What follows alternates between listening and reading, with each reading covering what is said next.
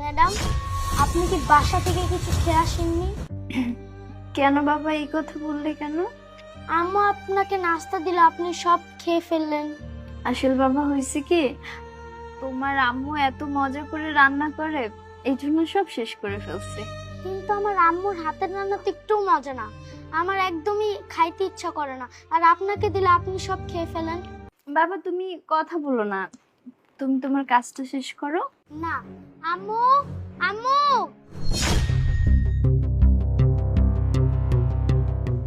কি হয়েছে বাবা, ডাকছো কেন? আম্মু, তুমি ম্যাডামকে আরো নাস্তা দাও। তুমি ম্যাডামকে নাস্তা দিয়েছো, ম্যাডাম সব খেয়ে ফেলছে, ম্যাডাম আরো খাবে, দাও। না না আপু, আর লাগবে না। সিয়াম কি বলতে কি বলছে, সিয়াম ছোট মানুষ তো, তাই উল্টো পাল্টা বলতেছে।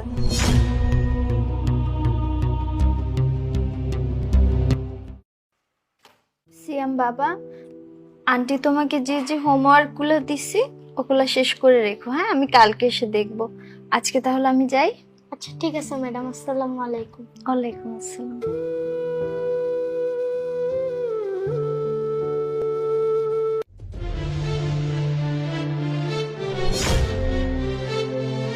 জুতাটা তো এখানেই ছিল। আপা, আপা, আপা একটু বাহিরে আসবেন। কি ব্যাপার, কি হয়েছে? আপা, আমার জুতাটা তো এখানেই রাখছিলাম, জুতাটা পাচ্ছি না। জুতা? ও, মনে পড়েছে, ওই যে কালো ছেঁড়া, চারপাশ দিয়ে রং উঠানো, ওই ওরকম এক জোড়া নোংরা জুতা, তাই না? জি আপা।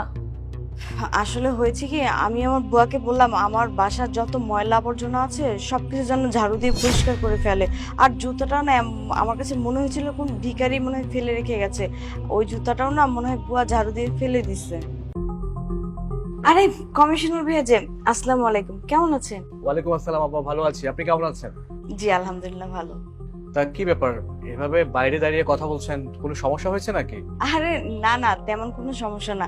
উনি হচ্ছে আমার ছেলের টিচার। আসলে উনার একজোড়া নোংরা ছেঁড়া জুতা না এখানে পড়েছিল, তো আমি তো আর বুঝতে পারিনি যে এটা উনার জুতা। আর আমি বুঝবো কিভাবে, উনি একজন টিচার মানুষের এত নোংরা একটা জুতা পরে আসে কিভাবে, আমি তো এটাই বুঝি না। আচ্ছা যাই হোক, আমার বুয়া ওটাকে ময়লা ভেবে ফেলে দিয়েছে। যেসব মানুষ প্রতি মাসে জুতা কেনে তারা কিভাবে বুঝবে যে আমি কেন 5 বছর আগের জুতা পরি, কেন ছেঁড়া ফাটা জুতা পরি? আচ্ছা, বুঝতে পেরেছি। আচ্ছা, আপনি একটা কাজ করুন, আপনি আমার বাসায় আসুন, আমি আপনাকে এক জোড়া জুতা দিচ্ছি। এটা দিয়ে আপাতত আপনি বাসায় যান। আসুন। ঠিক আছে আপা, আসি।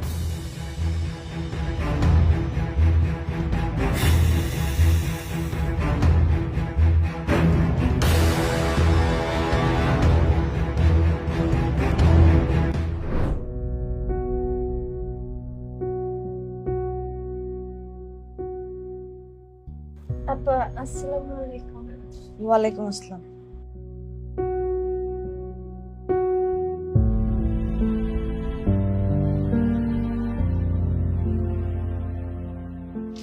আচ্ছা ফাতেমা, তোমার কি কাণ্ড জ্ঞান বলে কিছু নেই নাকি? তোমাকে আমার এত বড় একটা বার্থডে পার্টিতে দাওয়াত দিলাম, অন্তত পক্ষে আজকে তো একটা ভালো জামা পরে আসতে পারতে। আপা আমি আসলে জানতাম না আপনার বাসায় এত বড় পার্টির আয়োজন হয়েছে। আচ্ছা, এসেই যখন পড়েছো তখন একটা কাজ করি, আমি তোমাকে তোমার খাবারটা প্যাক করে দিই, তুমি বরং বাসায় গিয়ে খেয়ে নিও। আমার এত বড় একটা পার্টিতে তোমাকে না একদম মানাচ্ছে না। ঠিক আছে, ভেতরে আসো, এখানে বসো।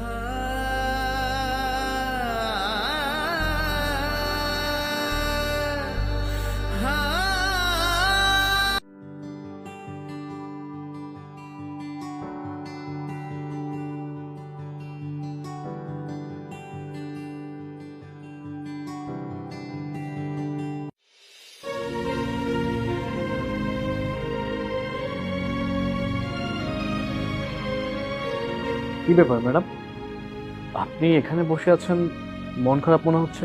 কোনো সমস্যা? না না স্যার, কোনো সমস্যা নেই। না না, যদি কোনো সমস্যা হয়ে থাকে আপনি আমাকে শেয়ার করতে পারেন প্লিজ। স্যার অনেক গরিব ঘরে জন্মাইছি, তো তো বড় বড় পার্টিতে আসার মতো যোগ্যতা আমাদের মতো মানুষের নাই। আমি অনেক বড় একটা একটু ভুল করে ফেলছি আজকে, এত বড় একটা পার্টিতে এসে। কি করব বলেন? আমার বাবা বিছানায় পড়ে আছে, অসুস্থ মানুষ, ছোট ভাই আছে, বোন আছে, পুরো ফ্যামিলির রেসপন্সিবিলিটি আমার উপর, আমার দায়িত্ব। স্যার, আমার বাসা এখান থেকে অনেক দূরে। আমি প্রতিদিন আমার বাসা থেকে হেঁটে হেঁটে এই জায়গায়